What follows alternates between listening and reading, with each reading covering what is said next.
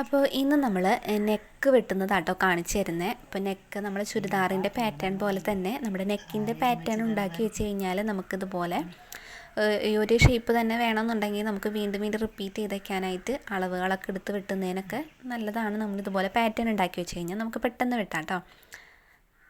നമ്മൾ മുകളിൽ കഴുത്തിൻ്റെ വീതി എടുക്കേണ്ടത് 2.25 നമ്മളിവിടെ ഒരു പോയിൻ്റ് ഇട്ട് വയ്ക്കുക.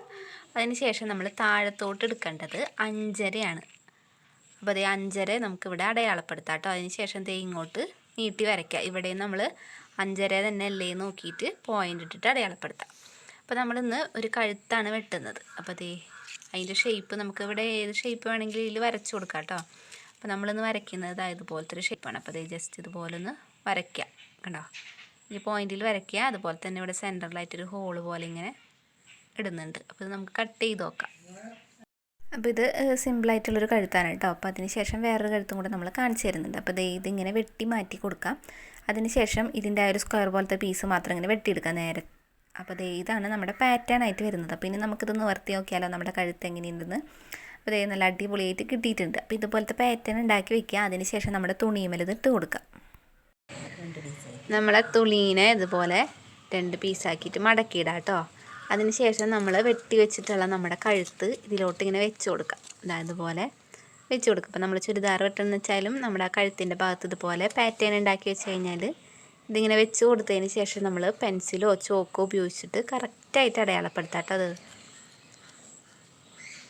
ഇങ്ങനെ അടയാളപ്പെടുത്തി കഴിഞ്ഞാൽ നമുക്ക് വെട്ടുമ്പോൾ എളുപ്പമായിരിക്കും.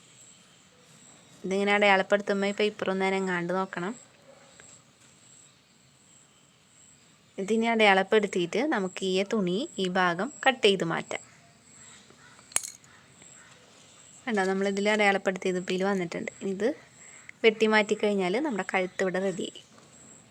ഇനി നമ്മളിതിൽ വേറൊരു കഴുത്താണ് വെട്ടുന്നത്. ഇതുപോലെ ജസ്റ്റ് റൗണ്ട് ഷേപ്പിൽ ഇതുപോലെ ഇങ്ങനെ വെട്ടി മാറ്റാട്ടോ നമ്മുടെ കഴുത്ത്. നമ്മൾ ആദ്യം തന്നെ വരച്ചതിന് ശേഷം വെട്ടി മാറ്റാം. അപ്പോൾ ഇതിൻ്റെ പാറ്റേൺ ഞാൻ ഈ വീഡിയോൻ്റെ അവസാനമായിട്ട് കൊടുക്കാം കേട്ടോ.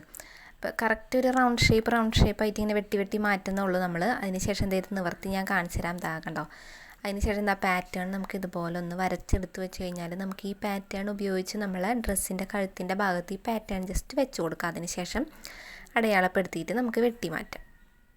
ചുരിദാറിൻ്റെ പാറ്റേൺ ഉണ്ടാക്കി വെക്കുന്ന പോലെ തന്നെ ഇങ്ങനത്തെ പാറ്റേൺസ് നമ്മൾ ഉണ്ടാക്കി വെച്ച് കഴിഞ്ഞാൽ നമുക്ക് എളുപ്പത്തിൽ നെക്കുകളൊക്കെ വെട്ടാട്ടോ. നമുക്ക് ഇഷ്ടപ്പെട്ട ഡിസൈനുകളൊക്കെ ഉണ്ടാവും.